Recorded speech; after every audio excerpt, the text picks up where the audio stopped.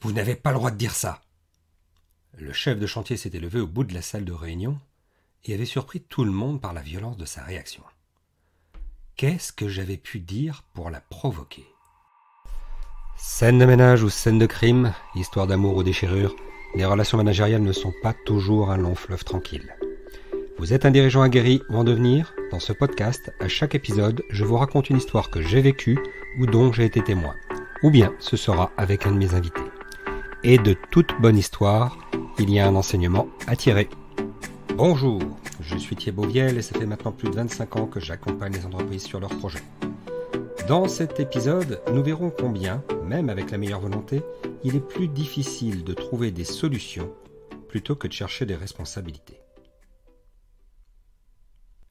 À cette période, j'assumais la direction d'un grand projet d'aménagement.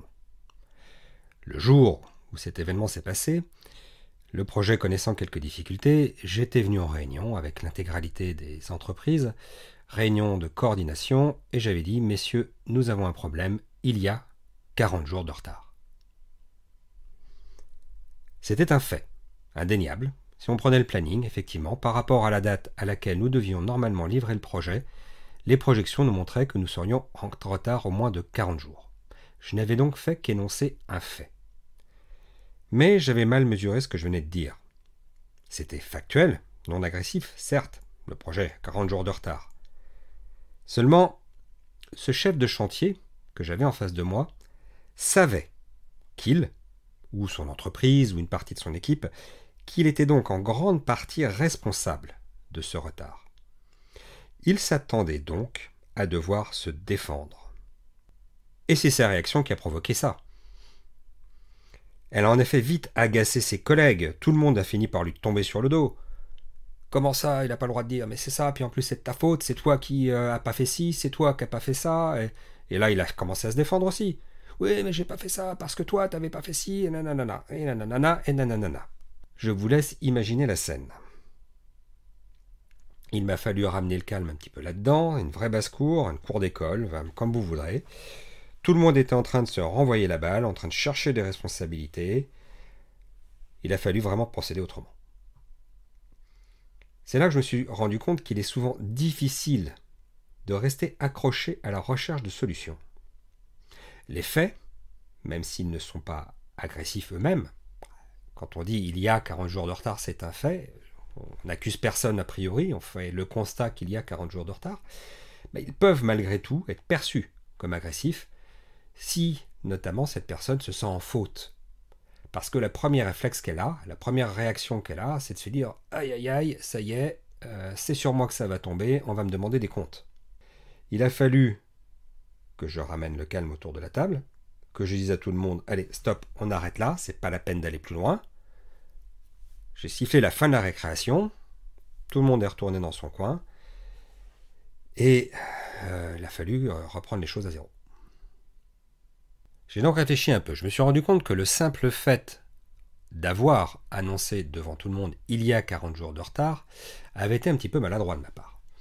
Parce que même si je n'attaquais a priori personne et que dans ma tête, j'étais plutôt dans l'optique de me dire « bon, tous ensemble, on va trouver une solution », il y avait déjà de la passion qui s'était mise dans les débats, il y avait déjà des ressentis négatifs, des récriminations qui s'étaient installées entre les personnes sur ce chantier, sur les responsabilités des uns et des autres, réelles ou supposées.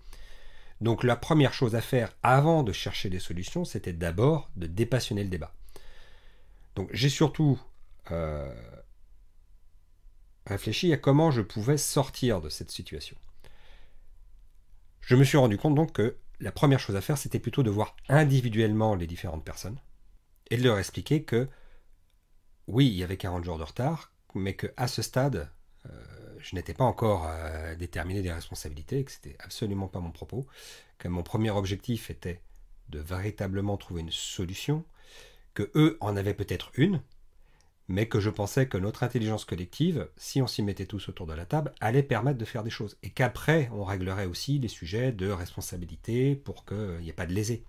Donc, une fois que j'ai fait cette tournée des différents interlocuteurs, petite tournée des popotes quelque part, ce qui m'a pris quand même un petit peu de temps, parce que voir individuellement les uns, les autres, écouter un peu le bureau des pleurs aussi, parce que chacun y allait de oui, mais c'est pas moi, machin. Donc il fallait prendre le temps d'écouter, de rassurer, de dire ok, j'entends tout ça.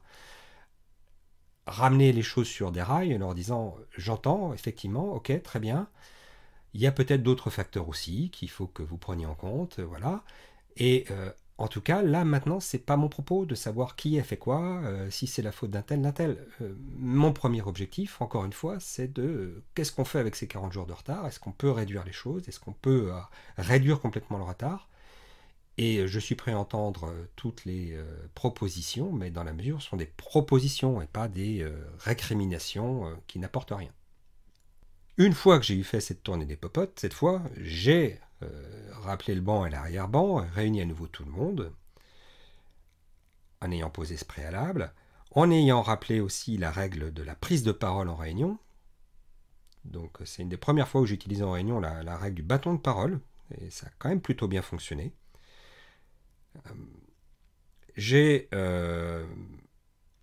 rassuré encore une fois, il me semblait important de rassurer aussi collectivement sur le fait que, bon bah oui, il y avait du retard, mais que c'était pas encore une catastrophe, que le projet n'était pas complètement planté et qu'on pouvait faire quelque chose et que, en fonction de ce qu'on ferait, les conséquences seraient aussi limitées pour eux et qu'on avait tous intérêt à travailler ensemble.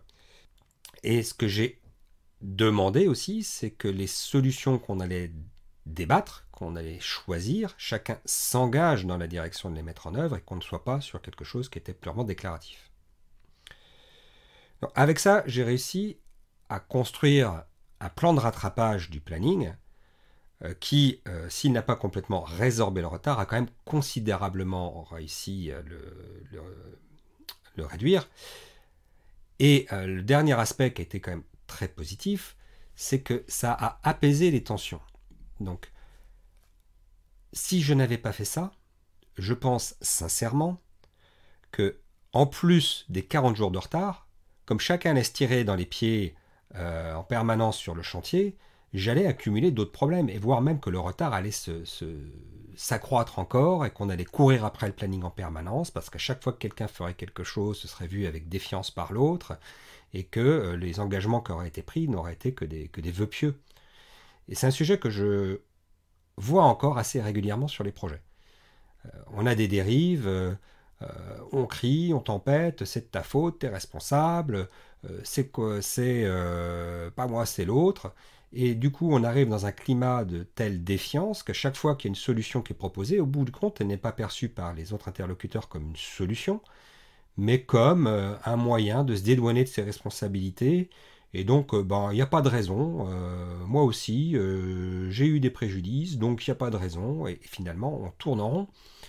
On tourne en rond et on ne rattrape jamais le retard, voire ce retard devient complètement explose complètement parce que on n'est plus du tout dans la logique de finir le projet, dans la logique de se protéger, de se défendre, voire de tirer sur les autres pour se défendre.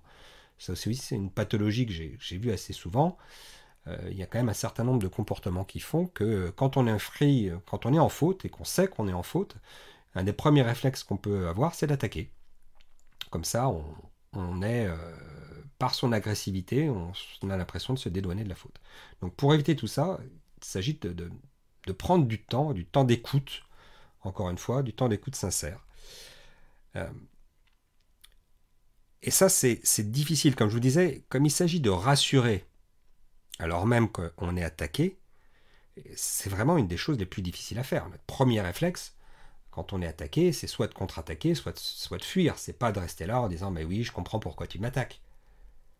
T'en fais pas, c'est pas grave. Enfin, c'est quand même assez contre nature. Donc, malgré tout, la question qui se pose, c'est est-ce qu'on souhaite avoir raison? Parce que c'est ça, est-ce qu'on souhaite avoir raison? Ou bien est-ce qu'on met de côté notre ego pour que les choses avancent? Est-ce que nous restons sur un jugement critique? Ou est-ce que nous nous mettons dans une relation de manière à trouver des solutions? C'est de ça que va découler au bout du compte le succès ou l'échec de beaucoup de nos entreprises. Alors, je ne dis pas qu'il faut détourner les autres de leurs responsabilités. C'est pas du tout ça. l'idée, c'est de ne pas oublier l'objectif. Nous avons choisi de travailler aussi avec les personnes avec qui nous travaillons. Donc, quelque part, si elles sont défaillantes sur un sujet, c'est aussi de notre responsabilité. On pourrait même dire quelque part que c'est un peu de notre faute, c'est nous qui les avons choisis. On a accepté en tout cas de travailler avec elles. On aurait très bien pu dire, bah non, ce projet, je ne le fais pas parce que lui, j'ai pas confiance. On ne le fait pas, pour tout un tas de raisons, pression sociale, pression économique, on ne le fait pas. Mais du coup, ça fait que de nous, quand même, nous sommes en partie responsables de la situation dans laquelle est le projet, même si nous avons fait tout ce que nous avions à faire de notre côté. Et vous, quand vous réfléchissez un peu à votre premier réflexe, quelle posture vous adoptez? Trouver un responsable? Proposer des solutions? Comment pouvez-vous formuler les choses pour rassurer? Pour faire avancer votre projet sans oublier les objectifs. De mon côté, j'ai ma petite astuce pour ravaler mon ego dans ces situations un petit peu tendues. Je sais que je peux être assez vindicatif, je ne cache pas. Aussi, je trouvais que l'humour, ça fonctionne bien. Et je me répète souvent cette petite phrase de Woody Allen. « J'ai pardonné à ceux qui m'ont offensé, mais j'ai gardé la liste. » Parfois même je l'ai dit à mes interlocuteurs. « Ne vous en faites pas, j'ai pardonné à ceux qui m'ont offensé. » Et je cite, comme dit Woody Allen, j'ai gardé la liste. Ça détend l'atmosphère, ça permet de... Voilà, un trait d'humour fait toujours du bien.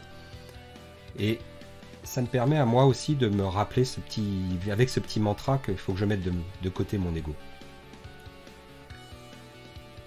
Et si vous souhaitez découvrir comment cultiver des relations managériales qui produisent des résultats avec vos équipes, avec vos clients, avec vos fournisseurs, inscrivez-vous sur les prochaines sessions de Crée ton manager sur www.ayotl.fr/crée-ton-manager.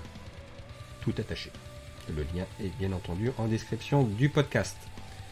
Et pour maximiser les chances de succès de vos projets dans votre entreprise, je vous offre également la feuille de route de l'entreprise en mode projet sur ce lien www.ayotl.fr. Dans le prochain épisode, je serai avec Jérôme Adam, producteur, conférencier, et qui nous parlera de ses films, mais aussi de ses expériences de management. À bientôt sur Scène de Management.